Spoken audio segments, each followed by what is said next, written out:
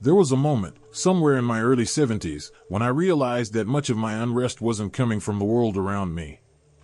It was coming from the way I reacted to it. That was an uncomfortable truth to face. For a long time, I believed peace would arrive once circumstances improved, once people behaved differently, once problems were solved. But life kept reminding me that waiting for everything to be just right was a long wait with no clear end. That's when I started experimenting with a different idea, one that felt almost too simple at first. What if peace wasn't something I received, but something I chose? One of the first places I noticed this choice was in how I handled daily frustrations. Little things used to irritate me more than I like to admit. Traffic, slow service, people changing plans at the last minute, all of it felt like a personal inconvenience. I didn't always show it on the outside, but inside, I was tense. My jaw would tighten, my thoughts would race, and that feeling would follow me for hours. One day, while standing in a long line and feeling that familiar irritation rise, I caught myself and thought, I can either carry this tension with me, or I can let it go right now. Nothing about the situation changed, but my experience of it did. I took a breath, softened my shoulders, and chose not to fight the moment. That small decision brought more calm than I expected. As I practiced this more, I realized how often I was arguing silently with reality. I wanted things to be different than they were, and that resistance created stress.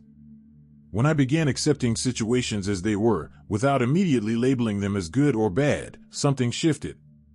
Acceptance didn't mean approval. It simply meant I stopped wasting energy wishing things were otherwise.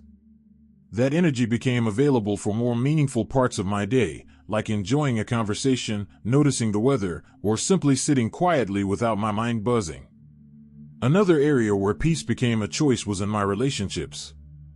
Over the years, misunderstandings and old habits can pile up between people.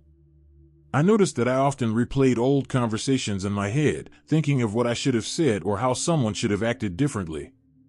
Those thoughts kept old tensions alive long after the moment had passed. One afternoon, I asked myself a simple question. Do I want to be right, or do I want to be at peace? Letting go of the need to mentally revisit old disagreements felt strange at first, like I was giving something up. But what I was really gaining was freedom. I stopped feeding old stories, and without that fuel, they slowly faded. I also learned that peace requires boundaries, especially with our own thoughts. There's a belief that being peaceful means tolerating everything, but that isn't true. I started paying attention to how I spoke to myself. Whenever something went wrong, my inner voice could be harsh. I would criticize my memory, my body, my decisions. That inner tension was exhausting. Choosing peace meant choosing kindness in those moments. When I forgot something or felt tired, instead of scolding myself, I said, "It's okay. I'm doing the best I can today." That gentle shift made my inner world feel safer and calmer. Another important choice came in how I spent my time. I noticed that some activities left me feeling drained, even if they seemed harmless. Watching too much negative news, engaging in gossip, or having the same complaining conversations over and over pulled me away from peace. I didn't cut everything out at once. I simply began choosing differently, little by little. I turned off the television earlier in the evening. I changed the subject when conversations became heavy and repetitive. I spent more time doing things that brought quiet joy, like walking, reading, or listening to music. These choices didn't isolate me. They grounded me. I also learned that peace grows when we slow down. For much of my life, I was always rushing, even after retirement. I rushed through meals, conversations, and days.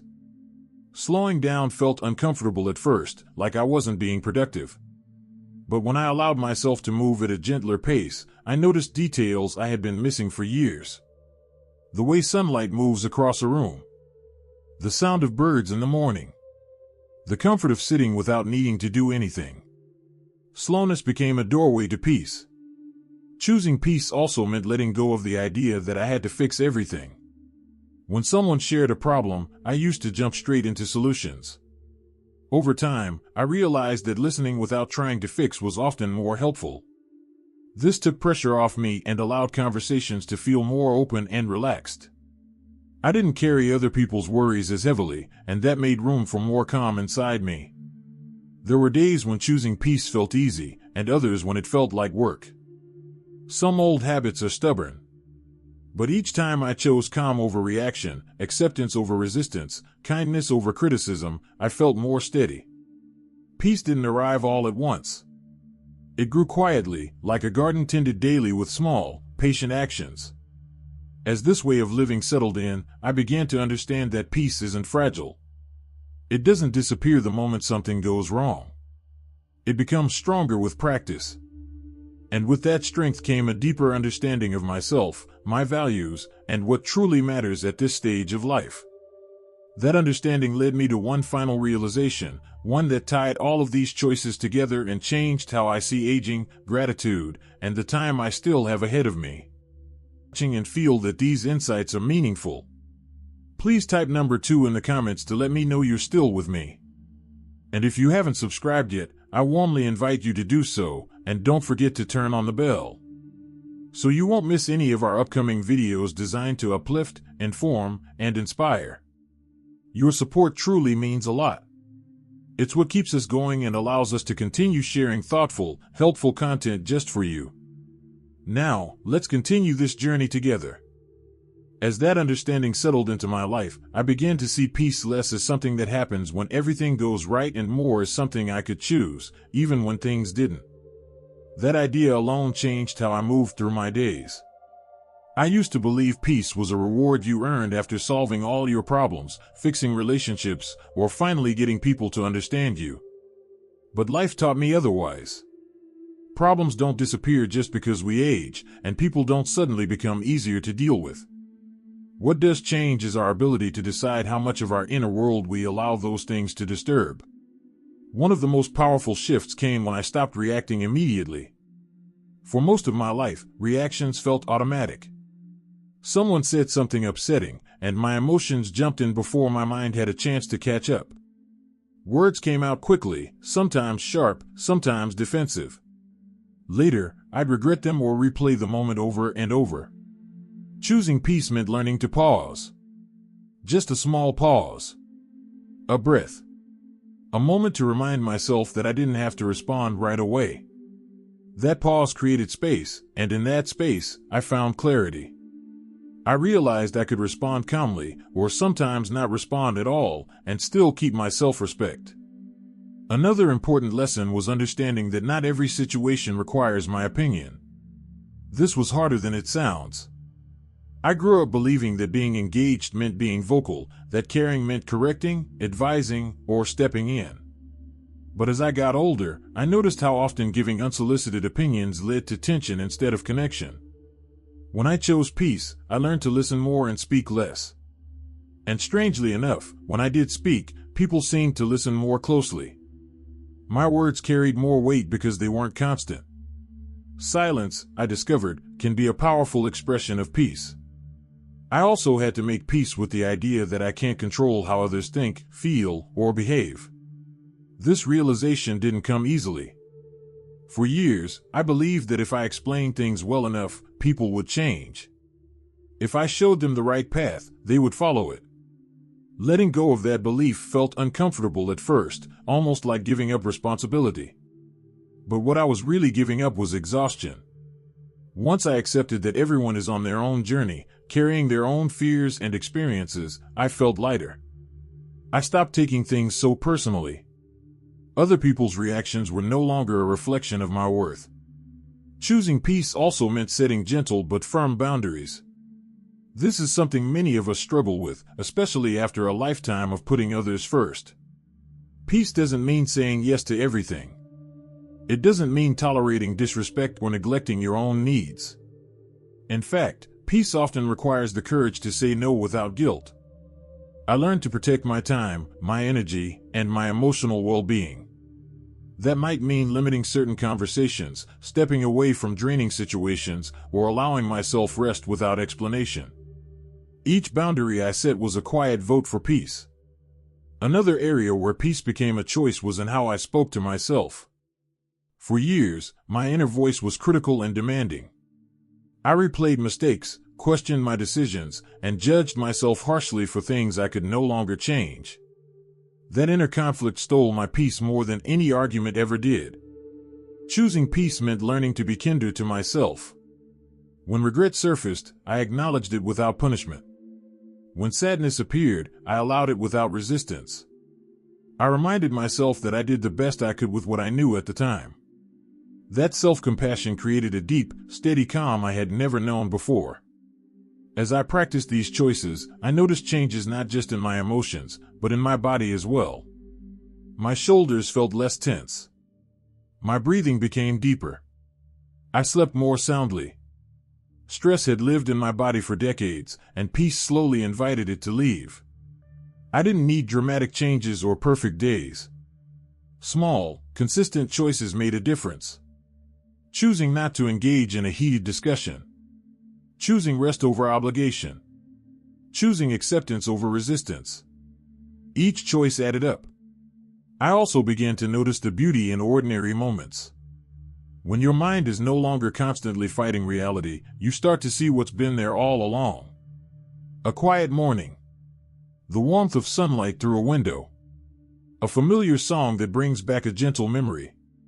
Peace sharpens your awareness of these simple joys. It teaches you that happiness doesn't always come from excitement or achievement, but from presence. Relationships changed too. Some grew closer, softened by my calm approach. Others drifted a bit, and I learned to accept that without bitterness. Peace taught me that not every relationship is meant to last forever in the same way. Letting go doesn't always mean losing. Sometimes it means making room for something healthier. I stopped chasing approval and started honoring alignment. That alone brought a deep sense of relief. The more I chose peace, the more I trusted myself. I trusted that I could handle discomfort without panic. I trusted that I didn't need to fix everything. I trusted that life could unfold without constant interference from my worries. That trust became a quiet foundation under everything I did. It didn't make life perfect, but it made it manageable and even meaningful. As this way of living became more natural, I realized that peace isn't passive. It's an active, daily decision. A decision to respond with kindness instead of anger. To let go instead of hold tight. To accept instead of resist. And with each decision, peace grew stronger, steadier, and more familiar, preparing the ground for an even deeper understanding of what it truly means to live well in the later years of life. As I moved deeper into this understanding, something became very clear to me. Peace wasn't something I could wait for anymore. It wasn't going to arrive when people finally behaved the way I wanted, or when life stopped surprising me, or when everything felt settled. Peace had to be chosen, again and again, often in very small, quiet moments. And once I accepted that, the way I lived each day began to change. One of the biggest lessons came when I realized how much of my inner tension came from resisting reality. I spent years thinking that if things were different, I would be calmer. If people listened more, if my body didn't ache as much, if the world felt kinder, then I would feel at peace. But life doesn't pause to meet our expectations. It keeps moving, with or without our approval. When I stopped fighting that truth, I felt a surprising sense of relief. I didn't have to approve of everything to accept it. Acceptance didn't mean giving up. It meant letting go of the constant struggle inside. I began practicing this in simple ways. When plans changed unexpectedly, instead of feeling irritated, I reminded myself that flexibility is a form of freedom. When someone spoke sharply to me, instead of carrying that tone around all day, I chose to let it stop with that moment. I noticed how often my peace was being handed away to situations that didn't deserve that power. Once I saw it, I couldn't unsee it. I started guarding my inner calm the same way I once guarded my time or my money. Another shift happened when I stopped reliving the past so often. At this age, we all have memories that bring warmth and others that bring regret.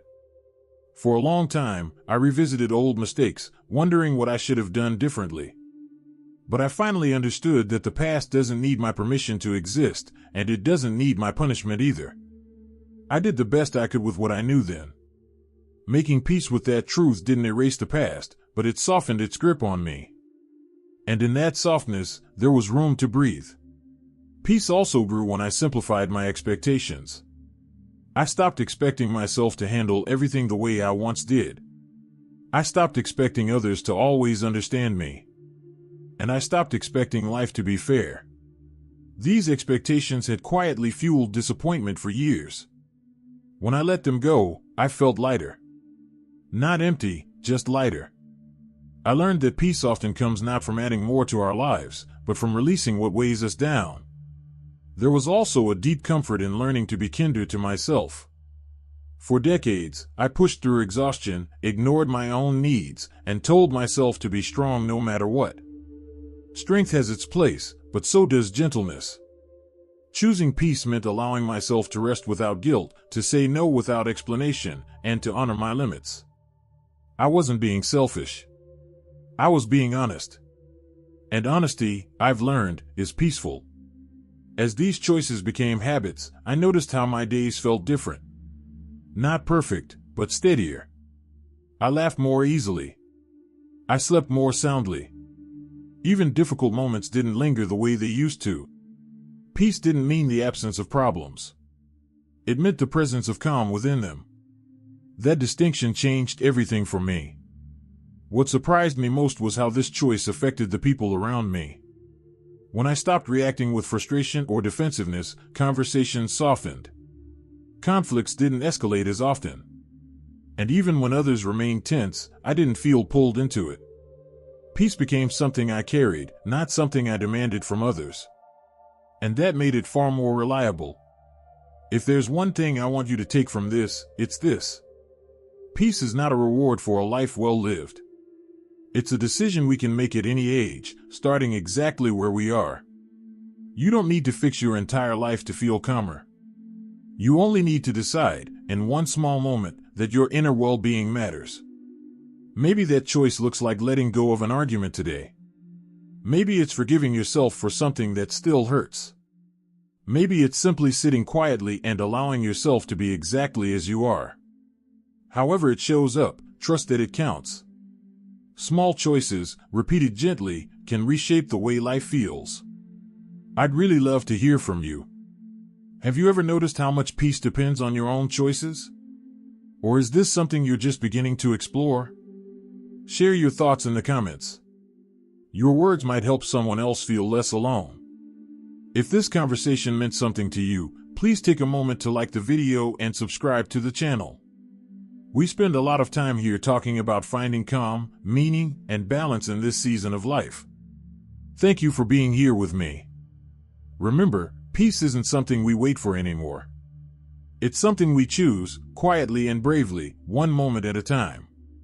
Here's to choosing peace today, and every day we can.